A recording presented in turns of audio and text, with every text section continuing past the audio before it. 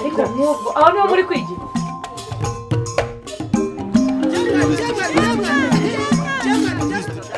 muravuze ngo tugaruke ahubwo yes akavuga ngo ninyitware burundu ishuri nahitandire we ntabwo yereka ikintu cya mbere mukurikiza ari ukwegera radio mukuru ibyo yigisha twaje kwiga nicyo kintu kibaza ngo nibiga mbona uyu nguyu arirukanse ngo ihene twakuze kaze kare kwangiza hanyuma se kumura wazi To study time, a televised home learning program. exercise number 2 tubira gicika gice kugira imana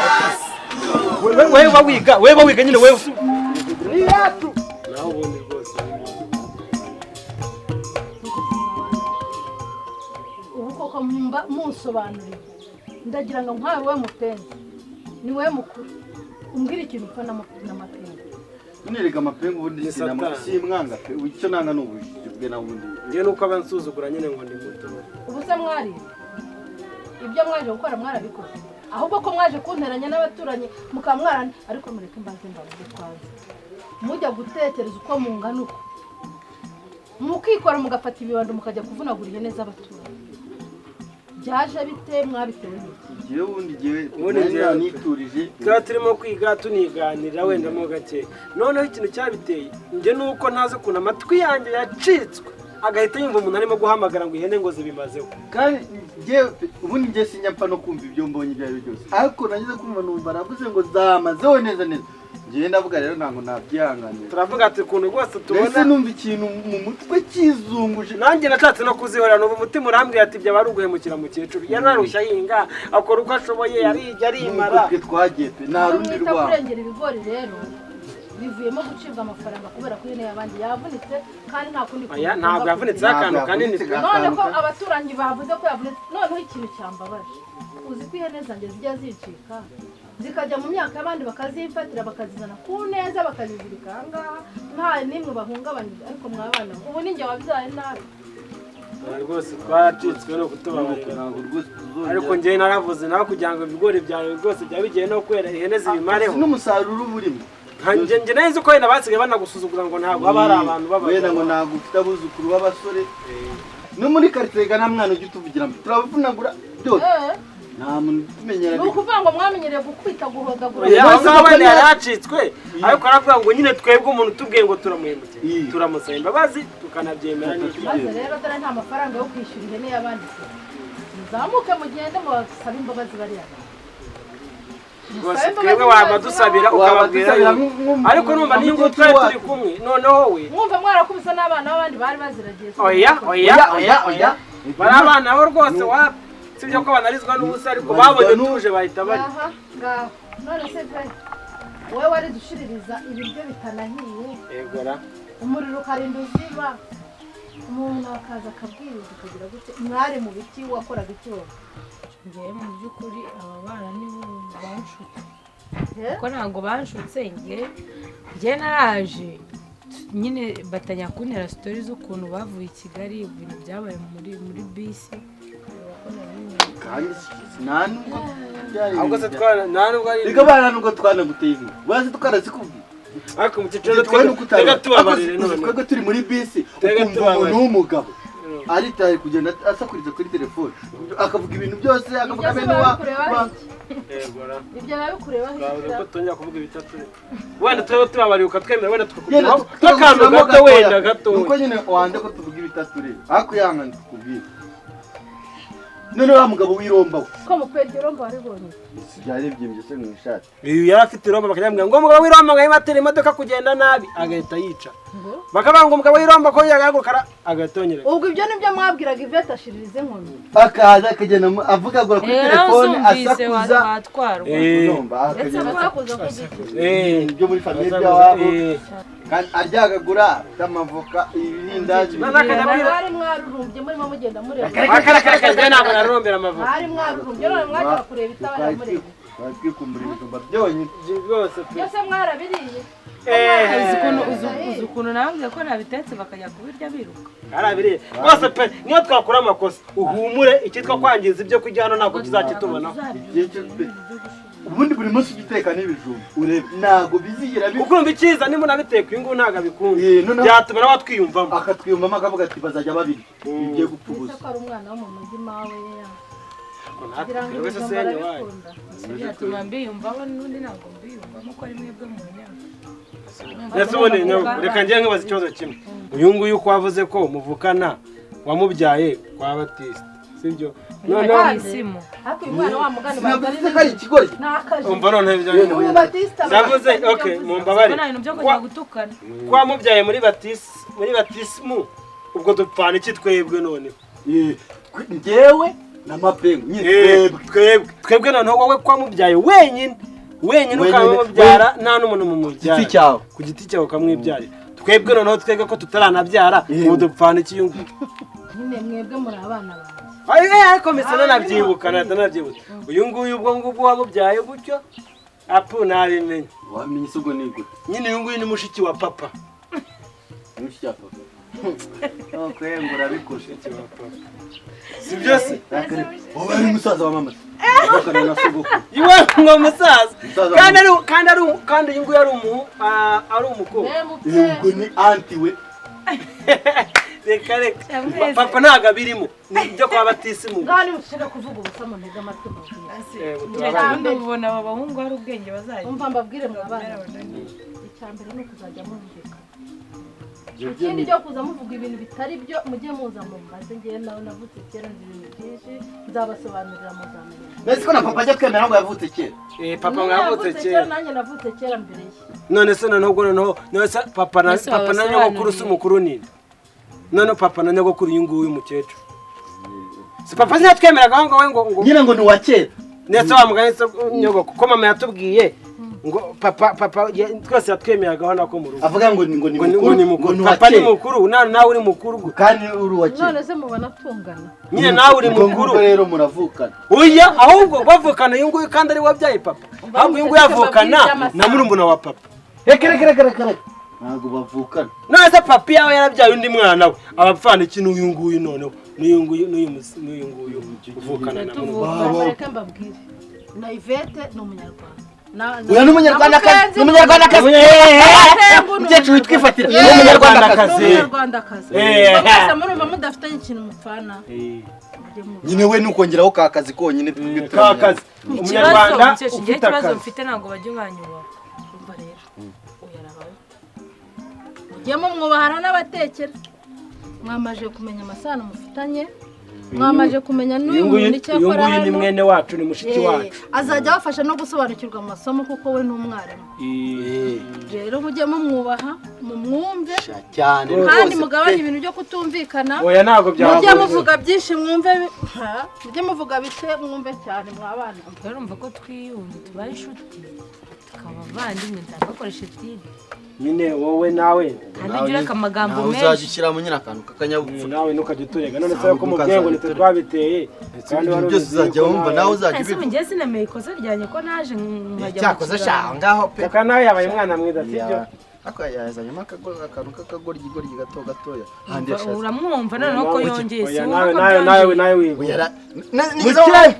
ariko uzi ko nkuruta tujye twubareka tujye tumwubaha wenda ngewe wanyita ikigo nkabyumva nubwo nari iki nawe nkakikwitawe nubwo uri cyo wenda ntunabyemere ariko uyu nguyu twazanamo nzayamuguteza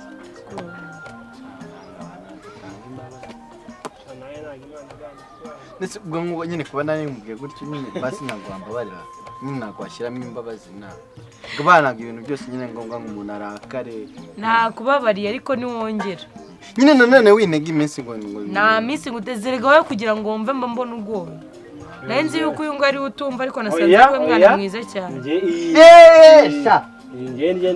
nanjye ubwo ngo nta kintu kera byo kujya dushwana tubyibagize nyine banza uvuge ko twese turi abana beza kandi dukundana twese nyine banza uvuge mwese muri abana beza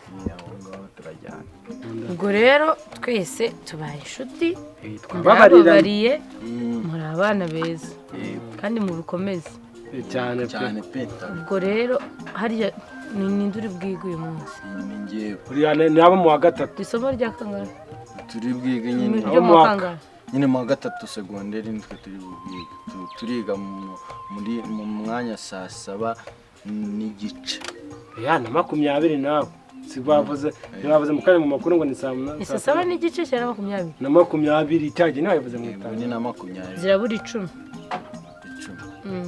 ubwo iyo 10 rero umuntu yatwaye ubwo rero muri oya genda witegure genda woge witegure use neza uze mbese utangira amasomo kangubaze hanyuma ufite ikibazo ngombwa ko ari ukwigira kuri radio ni ngombwa yuko ajya mu byo gukaraba no kwitegura n'ibiki ntabwo yakwiga atasa neza impamvu naza kuba yoze ameze neza araza kwiga afate neza nta bintu by'ibyo yawe hanyuma nawe wowe ntabwo uri buze kwiga ngewe nizejo none ubwo numva nakiga gute kandi none ngiye naramufatiye antene nanjye aragomba kumfata yarayifatiye ntabwo ari bwo ngiye gufatira antene turebe ukuntu ntabwo radio bikunda kuko uriya afite amaraso mabi rwose ntabwo radio yavuga antene muri amaraso mabi se uriye nante nta maraso mabi pe ntabwo nyine oya ahubwo we haguruka ugende woza ari amajerekani ariko ntabwo mukecuru ajya akunda ko ari amajerekani tuyoza ngo bagira ngo ni umukire mva ngewe noneho ndabikubwiye n'ubundi nibyo nari gukora ubwo ndahita nyagutera yerekana namwe ko ndabone ko ari bubigenze noneho we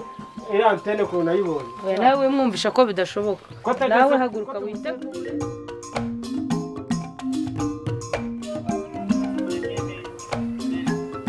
yes genze noze noneho mere kuri kano kadomora noneho banze nkakubite ikiswi cyawe mwatsi tanti waretse mapenga akaza kamfasha ko biri kungora kwiga ntabwo byari kumukura yamfata ante abahungu mwasaza umuntu rwose nawe ugenda nyine basi nene mufasha ariko byarinde ngo turabangamiye ukuntu byishimira n'ibyo afata oya nuko mvuga nuko twakuranye umuvandimwe njye namufasha iwe rwose mvuga ngo amasomo amunaniye ntabwo nifuza ko nawe yasibira nuko amaze iminsi asibira byose rero amajerekani ndayoza pe we wiyemerera nakwirukaye kose umubwire none sine nawe musabye akabyanga byanze se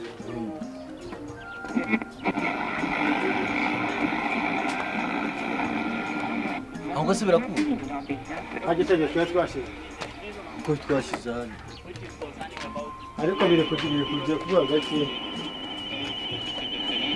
hano iyo birebye kubona bireba ko bitavuye kujya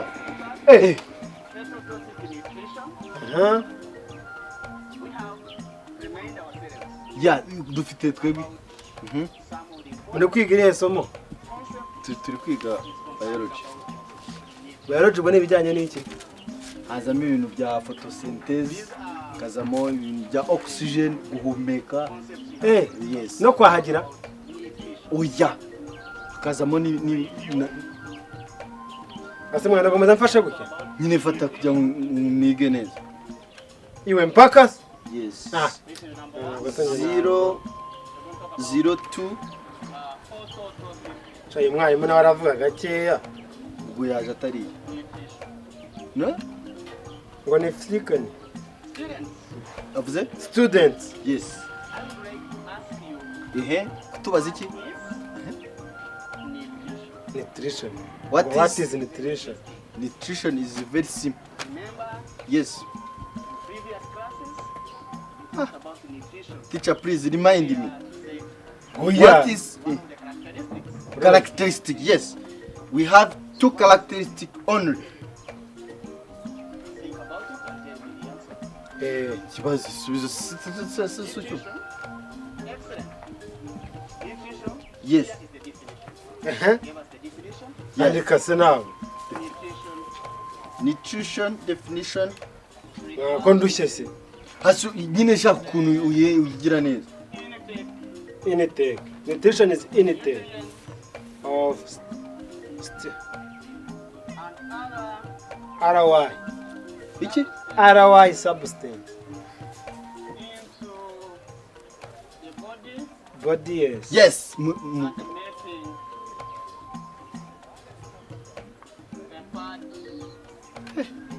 hagi pati ni nko gutera pate kwa kudawa bikina biki nyine umubiri wacu ase kutari kwandika bane barimo kwabwira ngo excellent yes papa wawe so No, let's now. Sorry for what? nawe uri nkanjye rwose ubuse aya ngo uzakora nawe cya leta Ni atri. ototoro Wimuvugira ngo tangiye mu wa gatatu niba umuntu azapfa no kugerayo ngewe ibi bintu urumva ntazabivamo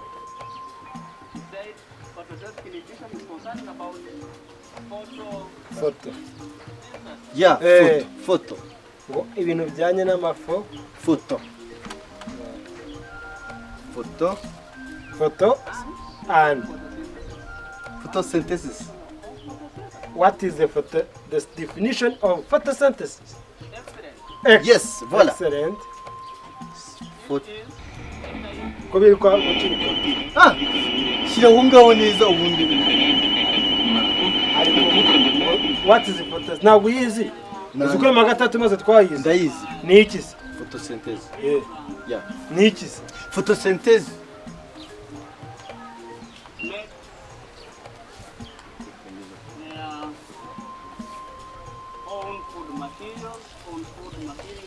Food materials.